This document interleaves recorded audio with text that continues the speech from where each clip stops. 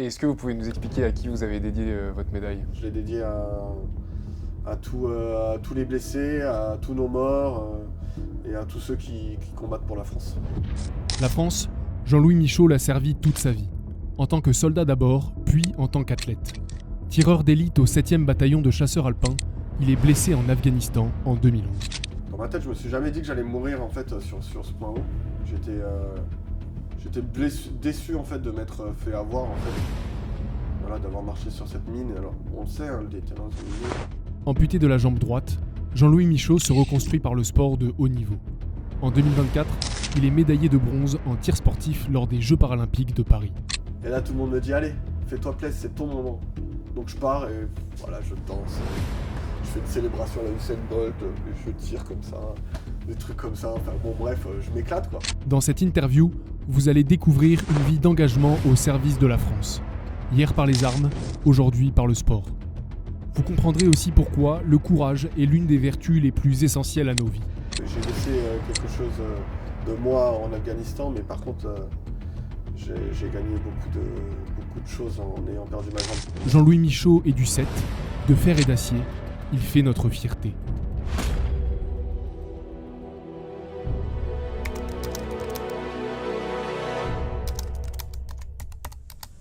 Parfait. Bonjour. Bonjour. Est-ce que vous pouvez vous présenter déjà? Eh ben, je m'appelle Jean-Louis Michaud, je suis marié, j'ai 43 ans et j'ai 3 enfants. Alors, vous rejoignez le 7e BC en 2000. Ouais. J'ai vu que vous étiez né à Montreuil. Oui. Comment vous atterrissez à Bourg-Saint-Maurice? Comment j'atterris à Bourg-Saint-Maurice? Eh ben, d'abord j'ai vécu de 0 à 14 ans en région parisienne, donc à Montreuil-sous-Bois, en Seine-Saint-Denis, dans une cité. Et mes parents étaient séparés et ma mère et mon beau-père, en 97, sont partis vivre dans la campagne. Donc moi j'ai suivi ma mère, je suis allé dans la campagne et, j'ai eu une enfance qui n'était pas très, très cool. Et en gros, le jour de l'an 2000, mon beau-père il a décidé de me virer. Voilà, parce que ça allait pas du tout. Donc à ce moment-là, j'avais déjà un copain qui était dans l'armée, un copain qui était dans l'armée de l'air, et qui m'a dit, bah engage-toi. Donc moi j'étais en dernière année à ce moment-là, c'était en 99, j'étais en dernière année de BEP électronique, donc j'ai fait les tests au CIRFA, et c'était le CIRAT peut-être à l'époque, je crois, le CIRAT, ouais. J'ai fait mes tests de 3 jours, et puis comme j'étais pas mal en sport, on m'a orienté sur les BCA, donc le 7, le 13 et le 27. Puis on m'a mis un régiment motorisé parce qu'il fallait autre chose que l'infanterie. Et en gros, c'est parce que moi je voulais être pompier à la base. J'avais fait mon stage de troisième dans les pompiers et ça avait bien fonctionné. J'étais pas très scolaire, j'étais plutôt un branleur d'ailleurs. Et en vrai, le fait de m'engager et le fait que mon beau-père m'ait viré finalement, ce jour de l'an 2000 là, bah, ça a changé ma vie. Voilà. L'armée m'a construit et a fait de moi l'homme que je suis maintenant. Comment ça s'est passé les premiers instants au bataillon? Est-ce que quand vous êtes arrivé, vous avez tout de suite trouvé votre vocation? Vous vous êtes dit c'est ma vocation? Non, non, non, pas forcément. Par contre, j'aimais beaucoup apprendre, on faisait beaucoup de sport. Donc voilà, j'étais, comment dire, avoir de comprendre et de connaître un peu le monde de la montagne que je connaissais pas du tout, parce que c'était la première fois que j'allais en montagne. Du coup, je savais pas skier. J'ai rapidement appris à skier et ça n'a pas été une vocation tout de suite, c'est plus avec comment dire, les formations que j'ai pu passer, le fait d'intégrer la section tireur d'élite 2 ans après mon engagement, les opérations aussi qui ont fait l'amour du métier en fait. Et comment justement vous intégrez cette section tireur d'élite? Et ben en fait, je me suis engagé en novembre 2000. Donc le 7 novembre 2000, moi à ce moment-là j'ai 18 ans et 2 jours, parce que je suis du 5 novembre 89. Donc je m'engage et on fait nos classes. Donc je m'engage, premier engagé à la SAP de la 2, 10e compagnie, après les appelés. Ensuite on part au Sénégal 2001, en août 2001 jusqu'à janvier 2002. Et après il y a eu la dissolution de la SAM, section appui mortier de la CEA. qui a vu naître la section tireur d'élite. Donc ils ont récupéré les 2 TE de chaque compagnie, plus les canons de vin. À ce moment-là, moi, en sortant des classes, j'étais canon de vin. Je n'étais pas TE à la base. Donc je suis arrivé en tant que canon de vin à la section tireur d'élite. Et c'est comme ça que j'ai intégré la section. Est-ce que cette spécialité que vous avez, tireur d'élite, elle vous plaît?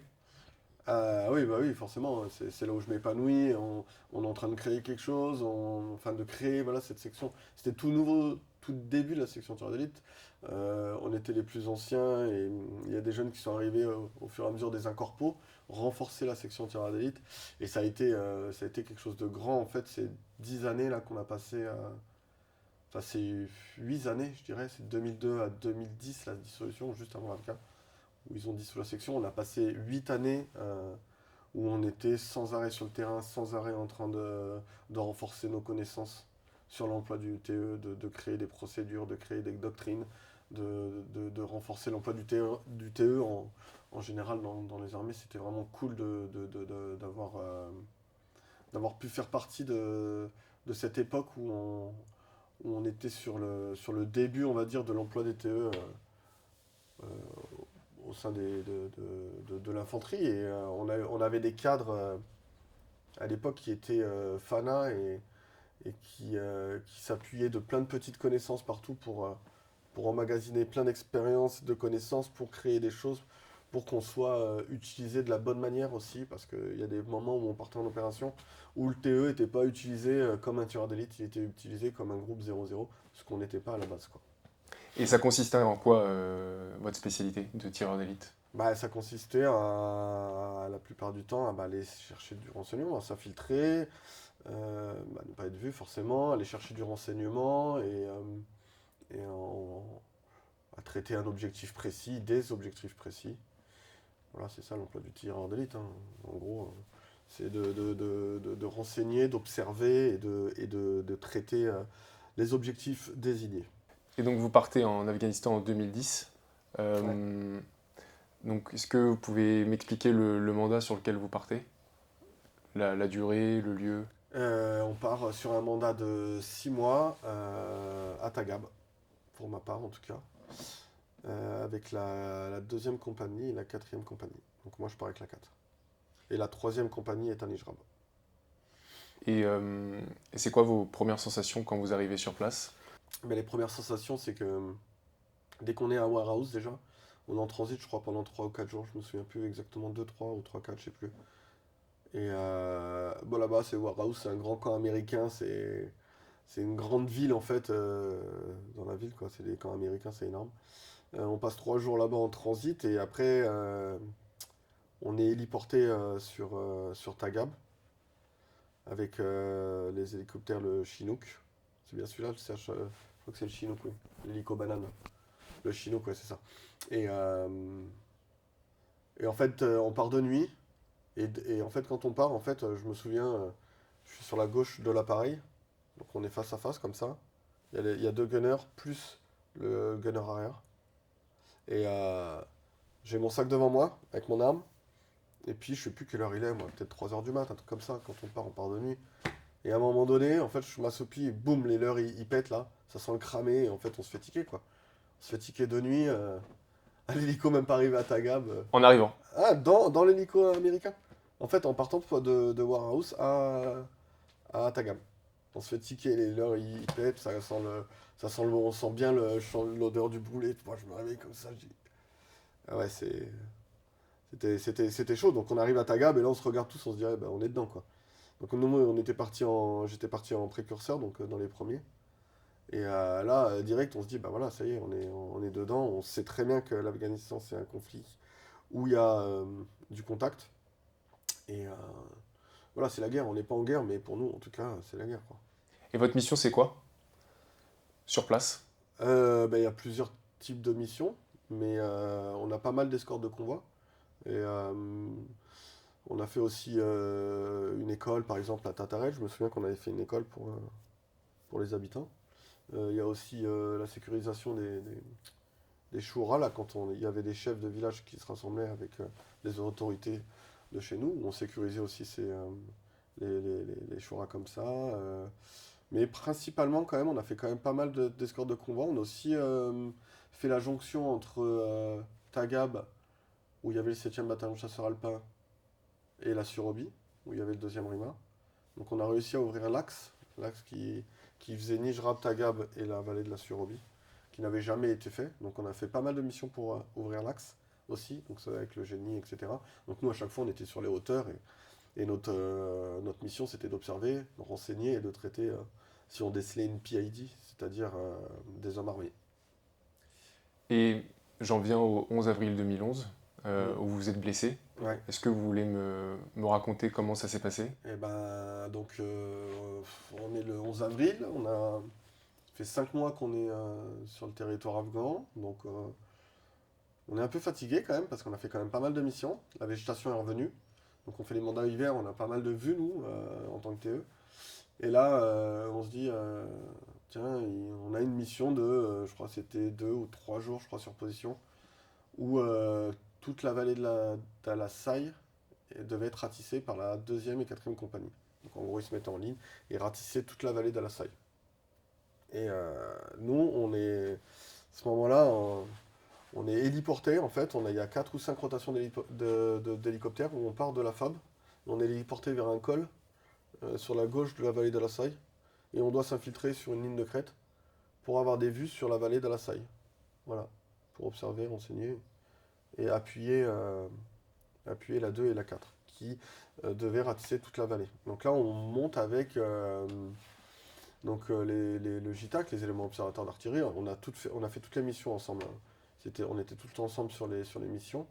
Et je crois qu'il y a une équipe du 2e RH qui monte avec nous et les transmetteurs qui montent une antenne relais pour faire la liaison radio entre la FOB et les troupes. Et donc on monte à, je crois, entre 40 et 50 personnes.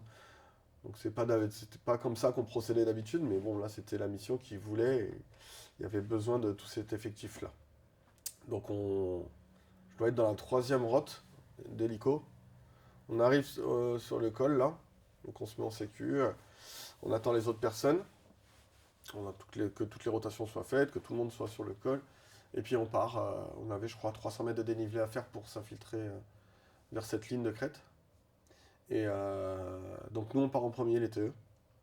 On part en premier, on reconnaît l'itinéraire, et je me souviens très bien, en fait la mission a été reculée de 24 heures, parce que la veille il pleuvait, et que quand il pleut, que les nuages sont bas, il n'y a pas d'évacuation sanitaire, on ne peut pas être récupéré.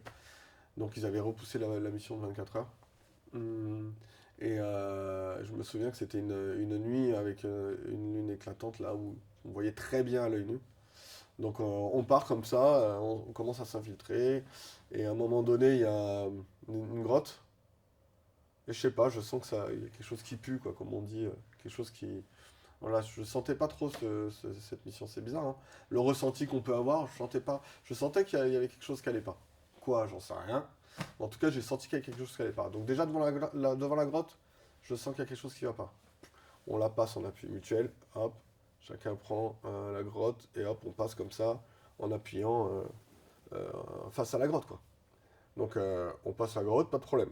Ok, on continue, ça file jusqu'en haut, hop, allez, 50 mètres de la ligne de crête. Bon, avec mon chef de groupe, là on pose les mecs, donc le groupe TE. Le JTAC était pas loin derrière nous, le 2e hussard pareil, mais les transmetteurs étaient un petit peu plus bas. Donc ça faisait une grande colonne quand même pour s'infiltrer là-haut. Donc du coup, on met les mecs en stand-by qui attendent le reste de l'effectif là. Enfin, le reste pas des troupes, mais comment on peut dire, le reste de l'effectif. Et du coup, on décide avec mon chef de groupe de partir en roco. Donc on part tous les deux, voir les vues qu'on a sur la vallée, et surtout où est-ce qu'on va pouvoir mettre les pièces PGM. Donc on part tous les deux, et ça faisait une ligne de crête comme ça, donc on arrive par le bas, la ligne de crête elle est là, donc la vallée d'Alassaï elle faisait comme ça, je sais pas si on le verra très bien là, comme ça là, ici, ça faisait la montagne elle est là, nous on arrive par là. Et là c'est Tagab, et la vallée elle faisait ça là, comme ça, et elle partait un petit peu derrière. Donc on arrive ici là, hop, on s'infiltre, et en passant là, en limite ligne de crête, là il y avait un rocher, avec des petites pierres comme ça faites par l'homme. Voilà. Et on savait que les JCM y étaient, je crois, la semaine d'avant ou 2 semaines avant sur ce point haut. Voilà, c'était possible que ce soit eux qui aient fait ça, quoi. Mais comme il avait plu la veille, ça faisait une cuvette dedans. Et mon chef de groupe, il me dit, tiens, ce serait bien qu'on se mette là pour passer quelques heures là, pour se reposer. Voilà, on met une pièce en place et puis le reste, après, on tourne pour se reposer, quoi. Ah, je dis, ouais, mais c'est humide, c'est pas top. Donc je contourne, on continue sur la ligne de crête à aller voir. Hop, tiens, on décide qu'on va mettre une pièce là, hop, nickel. Puis au retour, il me dit, tiens, ce serait bien qu'on se mette, qu'on mette une équipe en stand-by ici, quoi. Je dis, bon, attends, je vais voir. Puis j'y vais et boum, je saute. Donc, Dans la ouais, cuvette. dans une espèce, voilà, donc ça fait un gros rocher là. Et tout autour, là, des petites pierres comme ça. Dans mon imagination, c'est comme ça. Et, et je passe les petites pierres là. Donc je mets ma jambe droite et boum, je saute, je tombe sur le côté droit. Et là, je gueule. Putain, les enculés, je pourrais plus jamais jouer au foot de ma vie. Tout de suite, ce que je dis, c'est ça. Putain, les enculés, ils m'ont niqué, quoi. Ils m'ont niqué, je pourrais plus jamais jouer au foot de ma vie. Là, tout de suite, mon chef de groupe, il prend le garrot, il me passe le garrot. Donc, je suis blessé à la jambe droite. Mais je suis bien blessé aussi, et sur toute la jambe gauche. Là, je suis ouvert ici, là, où la fémorale passe. Plus, j'ai eu pas mal d'éclats dans le bras et dans la main. Donc, en gros, la mine, elle a pété en travers. Voilà. Il me place le garrot sur la jambe droite. Donc là, voilà, j'ai gueulé. Ouais, putain, les enfoirés, je pourrais plus jouer au foot de ma vie. Donc je reste conscient. À gauche, là, on met un peu d'eau pour voir s'il n'y a pas d'hémorragie, en fait, en gros. Voilà, pour nettoyer un petit peu. On met un pansement israélien. Là, il part chercher, parce que les autres sont en bas. Donc je crois qu'il part chercher les autres, en fait, bah, pour venir m'aider, quoi. En plus, le brancard souple, il était en bas. Donc, et puis c'était raminé, donc faut pas y aller n'importe comment.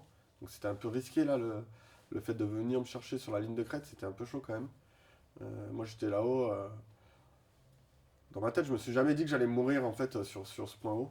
J'étais déçu, en fait, de m'être fait avoir, en fait.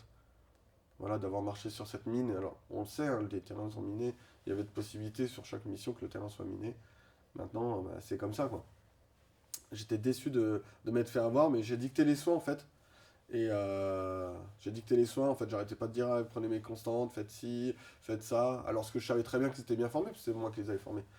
Mais comme j'étais brancard des secouristes, secours au combat de niveau 2, moniteur à premier secours, qu'à chaque fois qu'on partait sur des missions, dans ma tête, je me disais, tiens, s'il se passe un problème, là on est à tel endroit, je pourrais faire une DZ ici, ou on pourra évacuer le blessé là, et puis finalement, qui est-ce qui est blessé, c'est moi.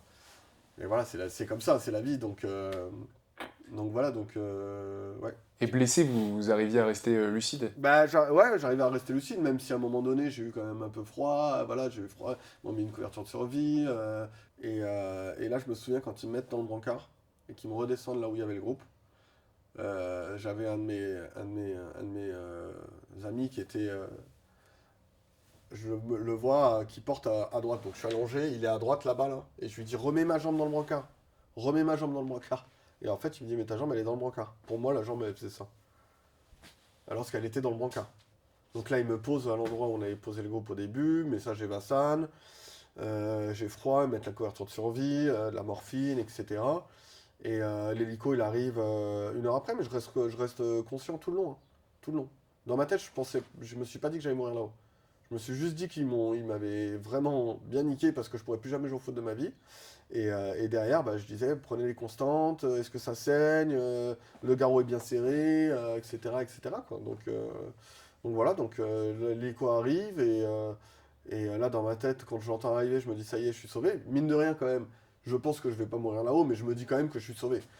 Donc une fois que je suis dans l'hélico, et ça c'est mon chef de groupe qui me le raconte après, parce que moi je m'en souviens pas. Une fois que j'arrive dans l'hélico en tout cas, ce qui est sûr c'est que je suis pris en charge, ils me perfusent et ils me mettent de la kétamine. Et là je sens la chaleur envahir mon corps et pour moi je m'endors. Et en vrai mon chef de groupe il m'a dit que jusqu'à l'arrivée à Kaboul, à l'hôpital j'étais réveillé. Je me rappelle de rien. Donc là à ce moment-là, pour moi je suis endormi. Et je me réveille le lendemain matin à Percy. Donc là, j'ai été une première fois amputé d'abord à Kaboul, à l'hôpital militaire. Je crois que sur les comptes rendus, ça doit être vers 3 h du mat, là-bas à Kaboul. Je crois que je pars le matin et le soir, je suis à Percy, l'hôpital militaire de Percy. Le lendemain matin, je me réveille en réanimation. Ça, c'est physiologique, je n'ai pas choisi. Et je suis intubé, j'arrache le tube d'intubation. Voilà. Voilà comment je me réveille.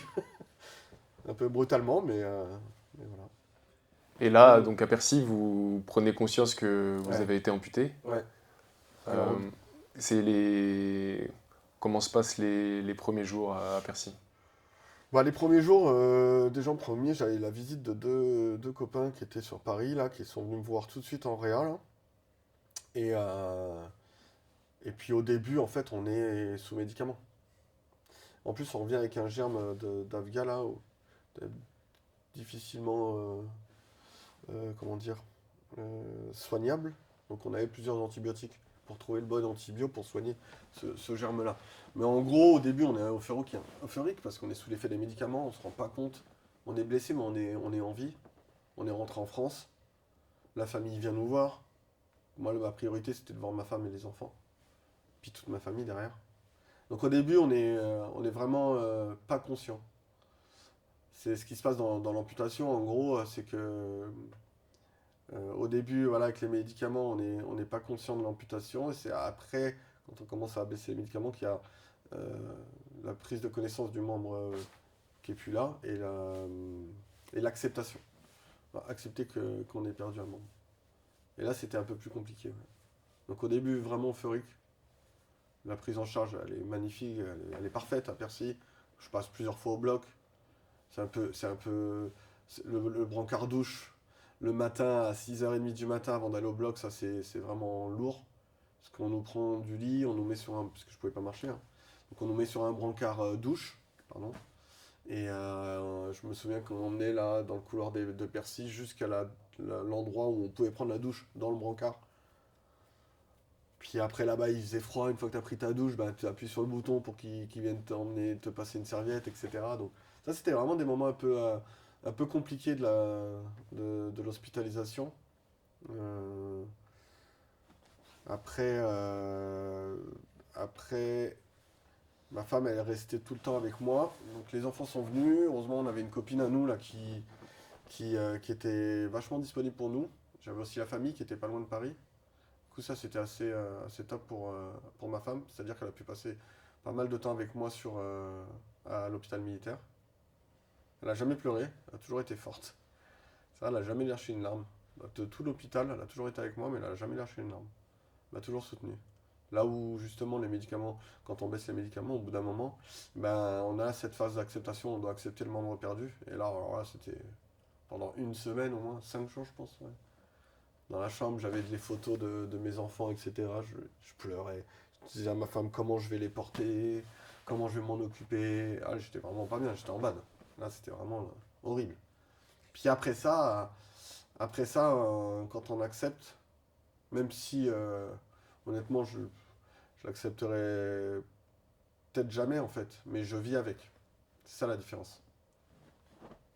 J'accepte pas d'avoir marché sur cette mine, mais par contre, je m'adapte et je vis avec. Et je me bats tous les jours pour vivre avec ça. Quoi. Comment ça se passe les premiers temps pour réapprendre à marcher Et ben, je suis blessé en avril 2011. Avril, mai, juin, juillet. J'ai ma première. Donc là, on fait le 14 juillet avec le 7 qui défile. Le 7 défile sur les champs. Moi, j'y suis en tant que blessé. Et j'ai mon binôme, Thomas Brun, qui a été blessé le lendemain de moi sur la même position. Ouais. Parce que forcément, quand j'ai été blessé, il y a eu une évacuation du groupe tireur d'élite, enfin de mon chef de groupe, du groupe, et il fallait faire la mission quand même. Donc on a une section de la 3 de Nijrab qui est venue renforcer le dispositif, plus le groupe TE. Et dans cette section, il y avait Brindy, comme on l'appelle. Brindy qui fait un 95 ou un 90, il faisait déjà 100 bombes, un truc comme ça. La Brindy. Et il y avait une équipe du génie donc qui est venue, qui a déminé. Je crois qu'il démine 5 ou 6 mines et puis il voyait pas sa mine à lui parce que c'est des petites mines qui sont difficilement détectables. Et il saute sur une mine, il est pris en charge direct et donc on est binôme de jambes quoi. Lui c'est la jambe gauche, moi c'est la jambe droite. Et donc pour revenir sur ce 14 juillet là, eh ben, je fais le 14 juillet en béquille sur une jambe et lui là, il a déjà sa prothèse. Donc ça c'était cool quoi. Et moi j'avais un petit peu plus de complications parce que j'avais une greffe de peau pleine, on appelle ça là, qui m'avait pris sur la cuisse gauche pour mettre sur la partie distale du moignon, la partie basse du moignon, qui a pas tenu. Du coup j'ai pas pu être appareillé tout de suite. Donc je suis appareillé je crois juste après le 14 juillet, donc dans les 2 semaines fin juillet. Je suis appareillé parce que quand je pars en vacances en août, en Vendée avec ma femme et les enfants, j'ai une prothèse à ce moment-là. Donc c'est là où j'ai la première prothèse. Par contre, pardon, en revanche, euh, au centre d'appareillage, là, au Serra, qui était à Créteil, je prends la prothèse, entre les barres, je marche direct, quoi. Y a pas de... J'ai réussi à m'adapter assez facilement. Donc au début, on marche avec les béquilles dans un sens, puis après, on les retourne très rapidement, en fait, pour limiter la charge qu'on met sur les béquilles pour marcher, et puis après avec une seule, et puis après sans les béquilles, quoi. Ça se fait un petit peu comme ça. Mais j'ai quand même pas mal galéré après, avec les douleurs du membre fantôme, tout de suite après, là, août, septembre, octobre, je pense, où j'ai bien galéré. Là, j'allais à Percy la semaine, et les week-ends, je pouvais sortir, et comme ma famille habite à 150 km, je descendais chez ma soeur et chez ma mère. Et là, dans le train, j'enlevais la prothèse, et j'avais des monstres de douleurs fantômes, là, des décharges électriques dans le moignon, là, c'était un peu galère. Donc on a jonglé entre les, les, les deux types de médicaments qu'on avait à l'époque, qui était le Lyrica et le Neurontin, qui sont des médicaments contre les douleurs du membre fantôme, pour trouver le bon dosage pour éviter que j'ai les douleurs. Puis finalement, après, en mettant la prothèse, en fait, ça aide aussi. En marchant, ça aide aussi à réduire les douleurs du membre fantôme, donc ça s'est fait naturellement en fait après. J'ai quand même eu aussi beaucoup de soucis avec l'appareillage au début. J'avais pas mal de douleurs sur la partie distale du moignon et globalement dans le moignon. Mais au bout de toutes ces années, ça va mieux. Je fais pas mal de choses maintenant. Et donc, avant d'être champion de para-tir sportif, Ouais. vous vous mettez au football pour amputer. Ouais. Alors, Bah, ouais, est-ce que ouais. vous pouvez m'expliquer Alors déjà, je me comment mets pas vous... tout de suite au football pour amputer parce que comme je vous l'ai dit tout à l'heure, moi je saute là-haut et je me dis tout de suite c'est mort, je pourrais plus jamais jouer au foot de ma vie. Donc quand je suis à l'hôpital militaire de Percy et qu'il y a Jocelyn Truchet du 13 qui avait été blessé 1 an avant, amputé aussi, lui il est fémoral, moi je suis tibial, qui me donne un petit flyer, là, un petit papier de l'équipe française de football pour amputer, le FFA.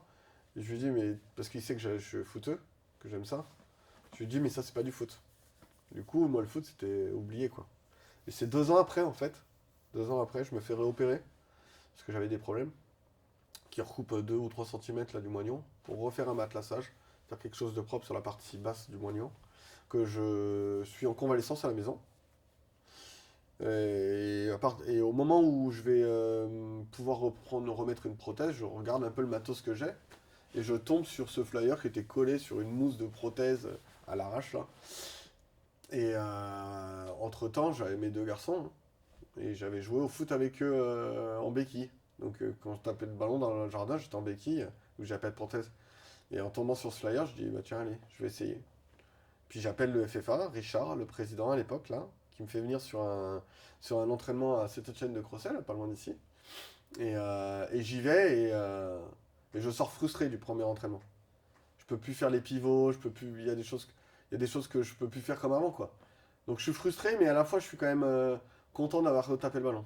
Donc j'y retourne une deuxième fois, et là je me fais plaisir. Puis je suis assez doué, donc l'équipe m'accepte tout de suite.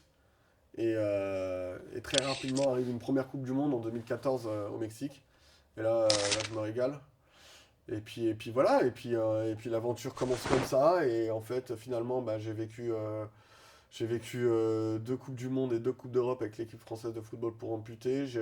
C'était pareil, c'était le même football, c'était pareil, sauf qu'on est en béquille sur une jambe. Mais dans la pratique du sport, Et dans les émotions, on était pareil. C'est pareil que comme les valides. Donc en fait, Vous arriviez à retrouver des sensations ouais, du foot? ouais, bah oui, pour reprise de volée sur une béquille, des frappes de mule, même si je tire les pigeons des fois. Et vous étiez droitier ou gaucher à la base? J'étais gaucher, j'ai gardé la bonne jambe, heureusement. Heureusement, sinon voilà, j'aurais été une brêle là. Oh là là. Non, non, non, c'était vraiment top et, euh, et heureusement que Jocelyn m'a donné ce papier et que je suis retombé dessus. Et heureusement que j'ai été réopéré aussi, que j'avais les garçons, que je jouais en béquille avec eux, pour me dire, allez, merde, il n'y a que les cons qui changent pas la vie, donc vas-y, essaye. Et puis en fait, je me suis régalé. J'ai pu revivre ma passion. Différemment, mais je l'ai vécu. Et comment vous êtes arrivé au paratir sportif? Eh ben, le paratir est arrivé quand j'ai vu un reportage de... Alors déjà, je connaissais un peu les National Terre, là, c'est une compétition qu'il y a dans l'armée de terre, où ça tire à 300 mètres. Donc je connaissais un peu ça avec, à l'époque, l'adjudant Moisen, qui était un grand tireur, qui m'a formé, qui était le premier chef de section tireur d'élite à la TE, donc en 2002 à la création, et qui nous a formés au tir. Très bon chef, très bon tireur.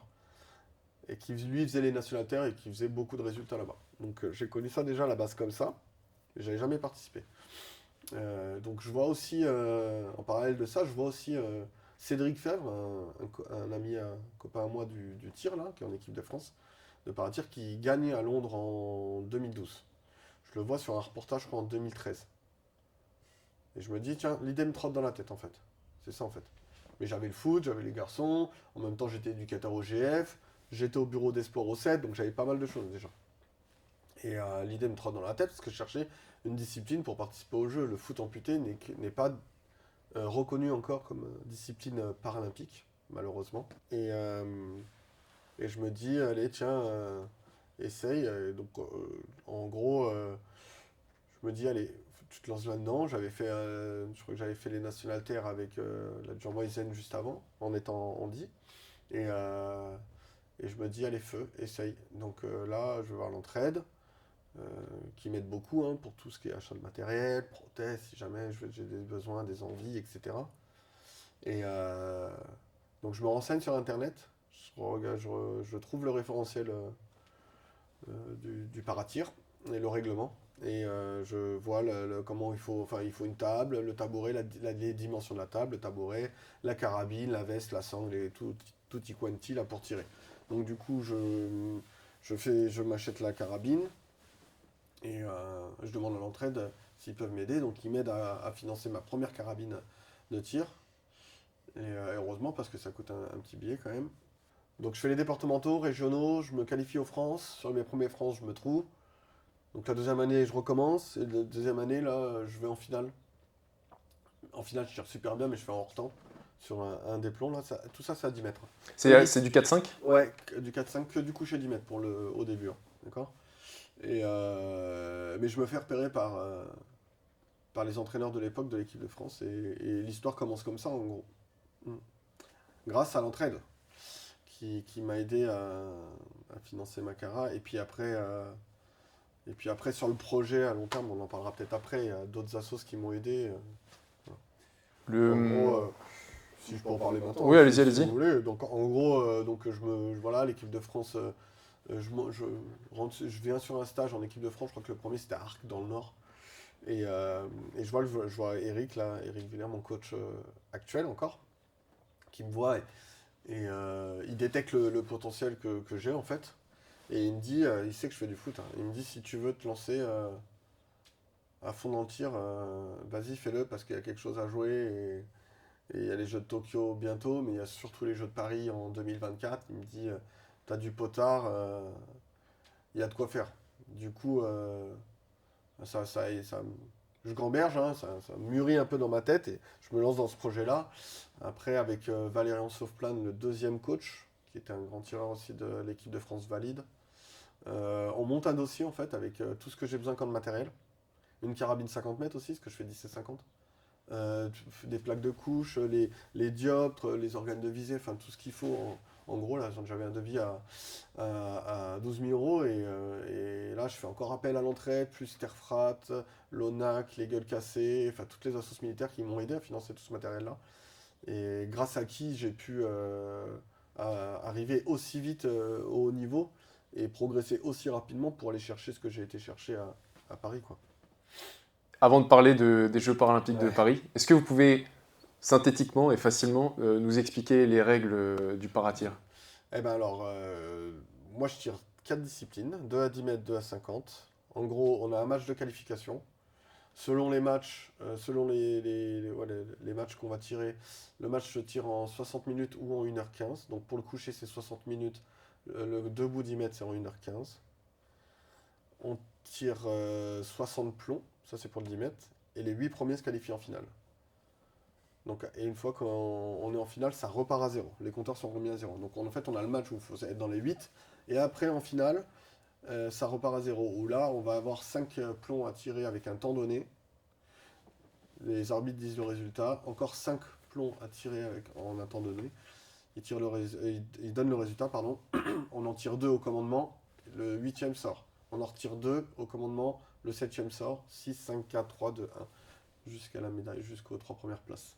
Ça, c'est pour le coucher 10 mètres. Pour le 50 mètres, c'est pareil. Les deux couchers, c'est pareil. 10 mètres et 50 mètres, c'est 60 minutes le match.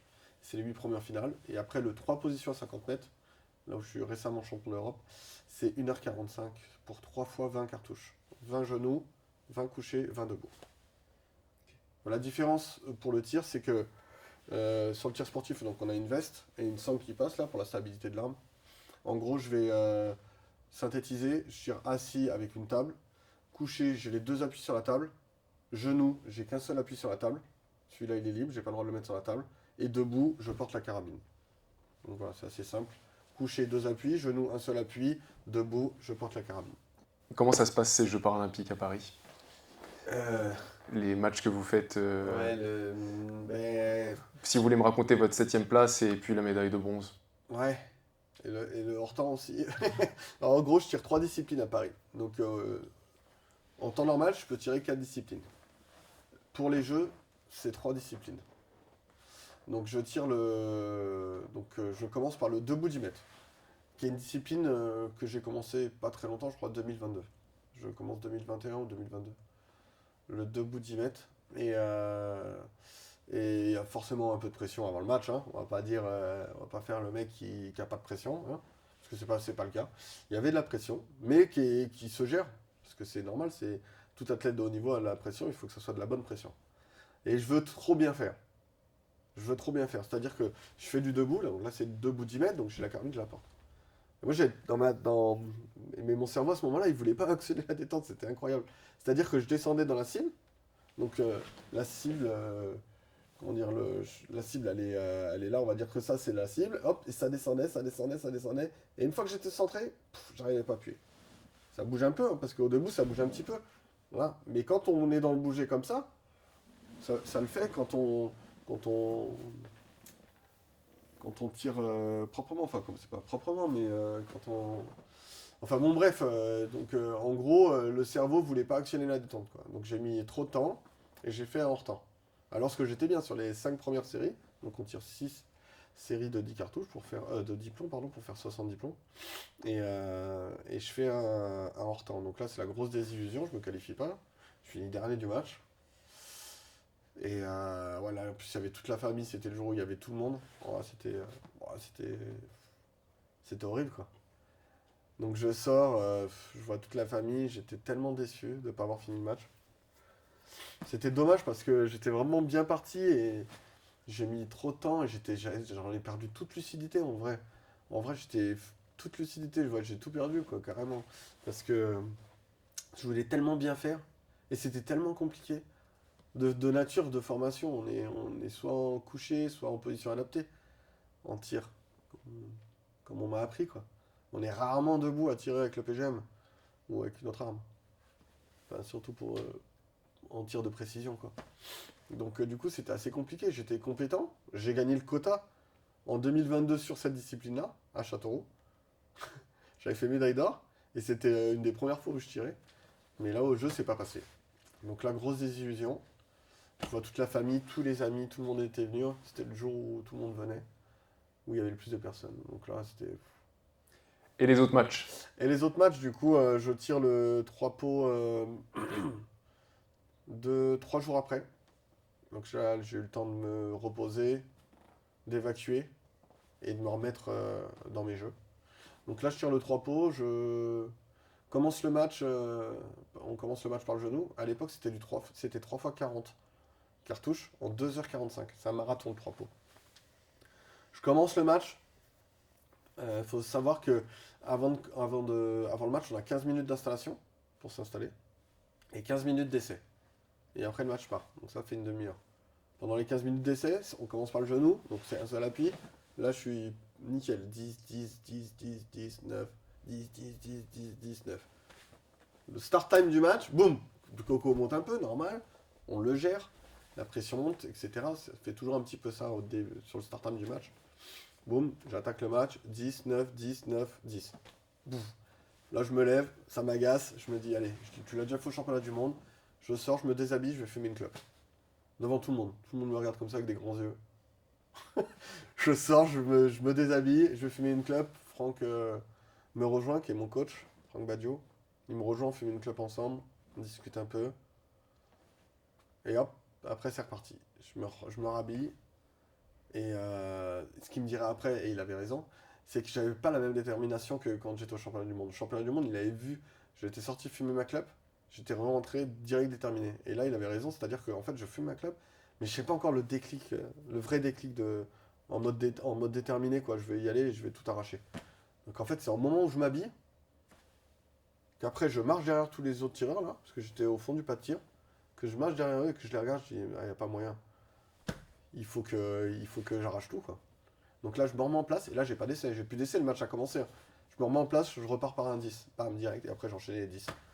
Donc j'ai fait mes 40 genoux, mes 40 couchés, mes 40 debout, et je bats le record de France, qui était le mien. Je fais 11,73, ou 75, 11,73. Et je me qualifie en finale, donc je suis troisième avant la finale. Et là, donc là, c'est ma première finale des Jeux paralympiques. Donc je suis à Châteauroux, je connais très bien le stand final. J'ai gagné la première finale qui s'est passée dans ce stand, c'est moi qui l'ai gagné pour obtenir le quota. Donc c'est chez moi. Et je me dis là, c'est pareil, il n'y a pas moyen que j'ai là une pression de fou. Là, il y a toute la famille qui est là dans les tribunes, je sais que la tribune, elle est pour moi, quoi. Donc là, pas de pression. Un peu de enfin, pas une pression négative, voilà. Une bonne pression. Je me mets prépare, je suis dans ma bulle. Je me mets dans une... Parce que quand on est en chambre d'appel, qu'on appelle ça chambre d'appel pendant les finales, là, on y est pendant une demi-heure, trois quarts d'heure, où on se prépare, les arbitres nous donnent les instructions de comment se passe la finale, le règlement, etc. Et là, j'avais donc la chambre d'appel A, admettons, on va dire, et moi, je m'étais mis un petit peu en retrait dans une autre chambre d'appel, parce qu'on est beaucoup, et la chambre d'appel est assez petite. Donc j'étais dans mon coin, tranquille. Là, je rentre, donc on rentre à chacun notre tour, hein, en finale, à l'énoncé de notre nom. Donc là, ça dit Jean-Louis Michaud, tout le monde crie. Moi, je rentre, je fais coucou, mais je suis à fond. Je suis dans ma bulle, je suis bien. Je suis vraiment bien. Je sais que je vais tout arracher, quoi. Dans ma tête, c'est du 1-1, comme on dit. Il n'y a pas moyen que ça soit autrement. Voilà. Et donc, je commence par le genou. C'est là où c'est un peu dur le genou, donc je fais un genou qui est correct. Qui est pas excellent, mais je fais un genou qui est correct pour ce que je peux tirer en finale. Donc là, à ce moment, je crois qu'après le genou, je dois être troisième. Je fais le coucher, je crois qu'après le coucher, là, je fais un gros coucher. Après le coucher, je dois être premier. Et je dis à Franck, là, parce qu'en fait, on tire 15 cartouches au commandement, 5, 5, 5. Et après les 15 cartouches, on a 7 minutes pour changer les réglages et passer au coucher. Et c'est compris. Et après, on refait 5, 5, 5. Et après, on a 9 minutes pour passer au debout. Et après le debout, on fait 5, 5. Il y en a deux qui sortent, on en tire une. Il y en a un qui sort et ainsi de suite jusqu'au premier. Et en gros, là, entre le coucher et le debout, là, je suis premier. Et je dis à Franck, bon, bah voilà, il n'y a plus qu'à faire des 10 ou des 9. Au debout, si on fait un 9, c'est pas dramatique. Et je commence bien. Je crois que c'est à la troisième balle, en fait. Je suis comme ça. Donc j'ai la carabine sur moi. Hop. Et en fait, là, j'ai le doigt sur la détente, mais je m'en rends pas compte. Donc là, je descends, hop, je me pose, je souffle. Je mets la tête sur le diop. J'arrive à à ça Là, pour être centré, c'est là, d'accord, pour le 10. J'arrive ici, boum, le coup, il part. Sans faire exprès, je fais un 4. Là, j'étais dégoûté. Dégoûté, mais je me laisse pas abattre. Tant pis, c'est fait. T'as fait un 4, tant pis. Je continue mes séries. Donc, la série de 2, il restait 2 cartouches. Puis l'autre série de 5 cartouches. Et je sors 7ème. Même avec un 4, je sors pas 8ème, quoi. Donc, je disais, là, après les 10 cartouches, on en a 2 qui sortent tout de suite. Et après, on tire une cartouche, il y en a un qui sort 6, 5, 4, 3, 2, 1. Les 5 cartouches, après, il y a le premier, quoi. Et donc, je finis 7ème. Oh là là. Donc là, c'est la frustration. Désillusion parce que à 10 mètres parce que je finis pas le match. En table des jeux, super. Frustration parce que je fais un 4 en finale des jeux, alors que je suis bien parti pour la médaille. Oh, putain. Et donc vous arrivez dans quel état d'esprit Voilà, c'était... J'étais content quand même d'avoir fait la finale, parce que j'avais fait une bonne finale. J'étais content parce que j'avais fait une bonne finale. Mais voilà, il y a eu cette erreur d'inattention, de confiance, d'excès de confiance peut-être. Je fais ce 4 et je sors, du coup, je retire 2 jours après le coucher 50. Donc je sais que ça va aller très vite, hein. Une fois que je sors de la finale, je dois tout de suite me reconcentrer parce que le lendemain, en fait, à chaque veille de match, chaque veille de match, on a un entraînement sur le même poste de tir où on va tirer le match. Donc je sais que dans la foulée, j'ai pas le temps de me refondre ou quoi que ce soit, de cogiter. Voilà, j'ai fait une finale paralympique. Il y a eu une bêtise parce que j'étais bien parti. Voilà, faut se remotiver pour le coucher 50 mètres que je tire très bien aussi. Et c'est tout. Donc là, je fais l'entraînement le lendemain, ça se passe nickel. Je me dis, allez, je suis chaud. Le soir, je me motive dans ma chambre et tout. Je suis à 10 000. Le matin, je me lève. J'ai rien dans les chaussettes. Ah là, j'ai un mental de poule. Oh, le matin, il fait gris. C'est dégueulasse. Ah, franchement, j'ai un mental de poule, mais un truc de ouf. Je me dis, mais j'ai même pas envie d'aller au stand. Je prends le bus. En plus, je suis tout seul dans le bus. Je prends le bus pour aller au stand, j'arrive au stand, il fait gris, je me souviens très bien, je marche comme ça, c'est quoi. On est arrivé à l'autre bout du 50, et là où étaient nos affaires, c'était de l'autre côté. Donc je marche, je regarde le stand, je regarde les cibles comme ça, je me dis, j'ai pas envie. Puis, il faut trouver la motive, quoi. Donc je trouve la motive où je peux, en motivant, en pensant à tout ce que j'ai vécu, où j'en suis, à ma famille qui est là, à mes enfants, à tout le monde, à mes potes, à mes frères d'armes, à tout le monde, tu vois. Et je me dis, allez là, faut que t'envoies. Donc, hop, 15 minutes d'installation, 15 minutes d'essai. Je commence bien le match. Je fais 3 séries à 103 et quelques, mais il n'y a pas de vent. Et à côté, ça tire fort, je le sais pas, mais pour moi, je suis dans les clous. Et en fait, j'y étais pas dans les clous. Et là, Franck, il vient me voir, il me dit, mets du rythme. Et là, je mets du rythme, et je passe en mode off, quoi. Et là, je mets du rythme, et en kick, 105, je fais des séries à 105. Je finis à 625 et quelques, je bats mon record perso, je rentre 5ème en finale. Et voilà, 2e finale paralympique. Alors que le matin, j'étais vraiment pas en mode, quoi. J'étais vraiment pas en mode, j'étais vraiment pas motivé, mais pas du tout, quoi. Et j'arrive à trouver des ressources, à me sortir les doigts, comme on dit, et à battre mon record avec un score qui est 625 et quelques, 625-6. Et voilà, et je vais vivre ma 2e finale paralympique. Donc 2e finale paralympique, pareil. Chambre d'appel, je me mets un petit peu à l'écart, là, j'ai mon petit coin, là, je connais, c'est chez moi. Et je me mets dans ma bulle, je me prépare pour cette 2e finale, et je me dis, il n'y a pas moyen que je fasse un 4, quoi. Il n'y a pas moyen que je loupe cette finale. Voilà. Et du coup, ça commence. Donc 5 cartouches en 2 minutes 30, donc en gros, on a 30 secondes par cartouche. Donc je pars bien, je sais plus, je dois être 2 ou 3e. Je refais après, hop, il donne les résultats. 5 cartouches en 2 minutes 30, je suis premier. Non, je suis 2e. Et là, 9, 10, 11, je fais 19, 17, 19. Et la 2e cartouche, le 19, je le fais à 1 seconde de la fin. Parce que j'ai eu un... Quand j'avais fait 19, 10, 7, il y a eu un petit peu la pression qui est montée. Alors que j'étais dans ma bulle, hein, franchement. C'est pareil, là, je rentre comme aux 3 pots. Il y a tout le monde qui m'applaudit. Et je suis en mode... je suis déterminé, là, dans la tête. Y a rien, je vais tout arracher, quoi. Et le fait de bien tirer m'a mis la pression. Trop bizarre. Ça a commencé à monter. Le cardio commence à monter, donc je fais des exercices de respiration. Et là, en fait, quand je me mets sur ce fameux 19 à la 12e, je crois, Et ben, je me mets en position, on a 30 secondes, donc hop, je me pose, hop, je souffle, je me mets pile poil pour ma séquence de tir.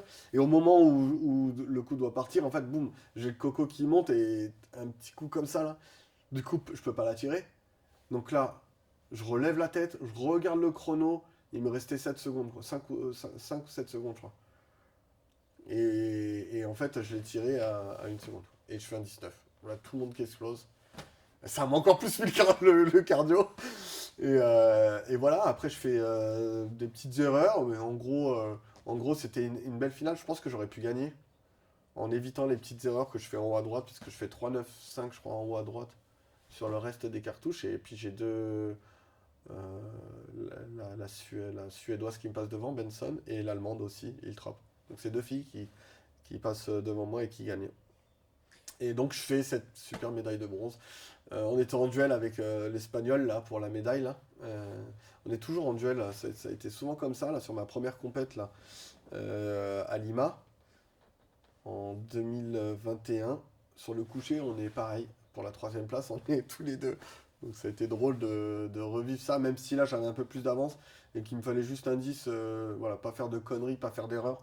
Et je savais que j'étais médaillé. Donc une fois que j'ai été médaillé, on me voit sur les vidéos faire ça. Parce que j'étais content de l'avoir fait, quoi. Parce que c'est pas donné à tout le monde de faire une médaille aux Jeux paralympiques. On peut faire des médailles, plein de médailles au monde, aux Coupes du Monde, etc. Mais la médaille des Jeux, elle est là, quoi. Et donc, vous êtes médaillé. Comment ça se passe après? Vous allez, est-ce que vous pouvez nous raconter l'ambiance au Club France? Eh ben, alors du coup, déjà, il y a le soir, hein. Alors déjà, il y a le contrôle antidopage juste après le match. Contrôle antidopage, ça met je sais pas combien de temps. J'entends du brouhaha dehors parce que c'était vers la place, au dehors du stand. Moi, j'imagine que toute ma famille m'attend. Je fais le contrôle antidopage, je sors, plus personne dans le stand. La sécu avait viré tout le monde, c'était le dernier tir. C'était le dernier match de toutes les épreuves de tir. Enfin, dernière finale de toutes les épreuves de tir. Donc en gros, moi comme ça a duré 2 heures, je crois, le contrôle antidopage, je suis sorti, et j'avais plus la famille, il n'y avait plus personne. Oh, comme j'étais blasé de ne pas pouvoir fêter direct en sortant du stand avec ma famille. Donc on s'est retrouvé le soir au CNTS, pardon, dans le Centre National de Tir Sportif à Châteauroux. On s'est retrouvé avec la famille, on a pu fêter ça le soir, mais j'ai déjà eu une première interview avec RMC le soir. Je passais en direct à la radio. Le lendemain, on prend la route, on monte à Paris. Le samedi, on est off. Et le dimanche... Non, le samedi, je dis n'importe quoi. Le vendredi, on monte à Paris. Et le samedi, j'ai rendez-vous avec le 7 au Val-de-Grâce, qui était pour Sentinelle. Et là, je croise tout le monde. Donc, on se voit. Et non, ça a été vraiment un moment d'échange. En plus, pour le pot du 7, qui était mémorable. C'était très, très cool. Et à la fois intense. Et derrière, faut que je me dépêche parce que je pars du Val-de-Grâce, je vais au Club France, là j'ai la tournée des médias. Donc encore RMC, je sais plus quelle autre radio, plus après la montée sur l'estrade. Donc là je passe, bon, vous voulez être maquillé? Non, non, je m'en fiche d'être maquillé, etc., etc. Donc c'était cool. Et puis, mais c'était cool et gênant en fait de je sais pas, enfin je trouve que le militaire il est pas, comment dire, enfin, moi j'aime pas trop me mettre en avant en fait. Je pense qu'on est tous un petit peu pareil.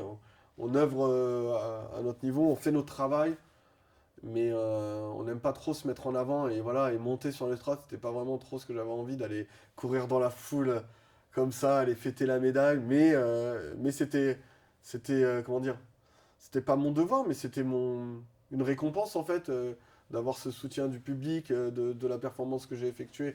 Donc il fallait que j'y aille, même si j'étais pas trop fan de ça, et de me mettre en avant. Donc là, on est dans la salle d'attente là, et on voit l'autre personne passer devant nous, on entend le Club France qui hurle à fond. Je vois là, il y a une petite télé là sur le côté, je le vois passer et tout, je dis là, ça va être à moi. Et là, tout le monde me dit, allez, fais-toi plaisir, c'est ton moment. Donc je pars et voilà, je danse. Je fais une célébration à la Usain Bolt, et je tire comme ça, des trucs comme ça. Enfin bon, bref, je m'éclate quoi. Je m'éclate, il y a toute ma famille, je me mets à plat ventre pour faire un bisou à ma femme qui est là.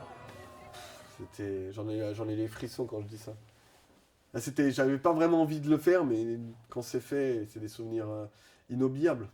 Ouais, c'est incroyable. Et est-ce que vous pouvez nous expliquer à qui vous avez dédié votre médaille? Et ben, dès la sortie du pas de tir, je l'ai dédié à tous les blessés, à tous nos morts et à tous ceux qui combattent pour la France. Voilà. C'était mon souhait, c'est venu comme ça, j'avais jamais pensé d'ailleurs. Je m'étais jamais dit, tiens, je gagne une médaille, je dirais ça. Ça s'est fait tout de suite, parce que dès qu'on sort du pas de tir, on sort même pas du pas de tir, que les journalistes sont sur le pas de tir à côté là. Donc dès que j'ai gagné sur le pas de tir là, on fait une photo où on est les 3 tireurs. Et dès que je sors pour aller, le contrôle antidopage, je me suis bien sûr, mais pour aller ranger mes affaires, là, il y a la tournée des médias tout de suite après. Et donc c'est là où j'ai dit ces mots-là. Et c'est venu comme ça parce que c'est ce que je pense. Voilà. C'est ce que je voulais faire. Alors, juste sur les prochaines échéances, vous visez les Jeux de Los Angeles? Ouais. Ça, vous l'avez dans le viseur? Plein dedans. La semaine dernière, j'étais aux évaluations nationales pour les championnats du monde qui se passeront en septembre 2026 en Corée, où il y a l'ouverture des quotas pour Los Angeles. Donc j'ai réussi mes évaluations nationales la semaine dernière. Donc je tirais les 3 disciplines que je tire au jeu.